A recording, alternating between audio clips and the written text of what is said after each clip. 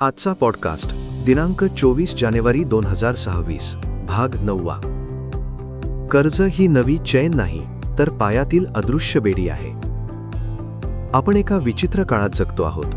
एका बाजूला फोनवर 10 सेकंदात पर्सनल लोनचे ऑफर चमकतात, तर दुसरीकडे युवक युवती चैन ट्रिप, डेस्टिनेशन वेडिंग आणि नवीनतम गॅजेटसाठी स्टेटस अपडेट देताना दिसतात. हे दोन्ही दृश्य निरर्थक नाहीत, ते एकाच सिक्क्याच्या दोन बाजू आहेत. कर्जाच्या सहाय्याने खरेदी केलेली ढोंगी स्वातंत्र्य आणि त्यात अडकून पडलेली वास्तविक गुलामगिरी. कर्ज घेऊन चैन करणे ही फ्रेज खूप काही सांगते. आपण आनंद आणि विलासिता खरेदी करत आहोत, पण त्याचे द्रव्यमूल्य आपण आज नाही तर उद्या भरत आहोत. दृष्टिकोनातील मूलभूत चूक. कर्ज हा सोल्युशन नसून स्लिप डिस्क आहे. आपल्या मनात कर्जाबद्दलची धारणा बदलायला हवी. आपण म्हणतो लोन लागतोय, जणू काही तो आपल्या भविष्याची चाके चालू करणारा इंधन आहे. खरा विचार असा असायला हवा, लोन म्हणजे मी माझ्या भविष्यातील वेळ, पर्याय आणि शांती यांपैकी काहीतरी विकत घेत आहे.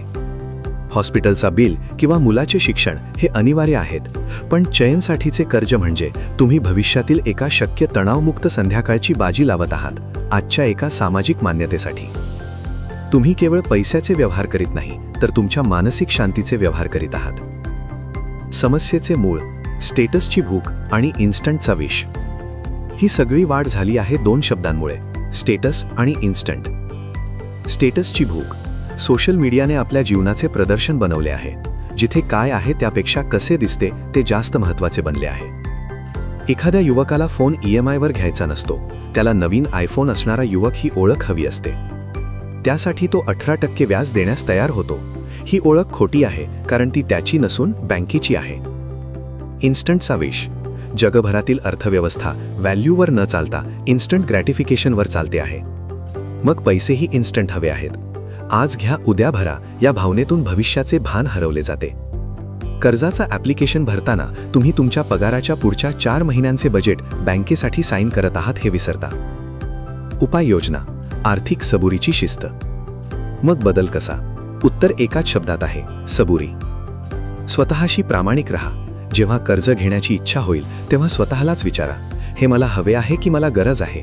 जर हवे असले तर त्यासाठी बचतीचा लक्ष ठेवा. ज्या गोष्टीची वाट पाहता येते ती गोष्ट खरोखर मिळाल्यावर तिचा आनंद 100% असतो. छोटी सुरुवात.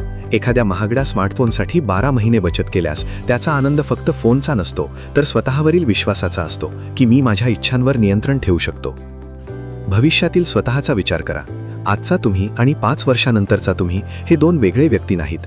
आज तुम्ही कर्जात जे भरता त्यामुळे 5 वर्षानंतरच्या तुमच्या बिझनेस, घर किंवा सुट्टीच्या संधी कमी होतात. तुम्ही केवळ पैसे उधार घेत नाही, तर तुमच्या भविष्यातील स्वातंत्र्यातून काही तुकडे कात्रीने कापत आहात. तुम्ही असे समजा की जगातील सर्वात महागडी वस्तू म्हणजे मनाची शांती आणि निवृत्तीचे सुरक्षित भविष्य. हे दोन्ही कर्जाच्या ॲप्लिकेशनवर उपलब्ध नाहीत.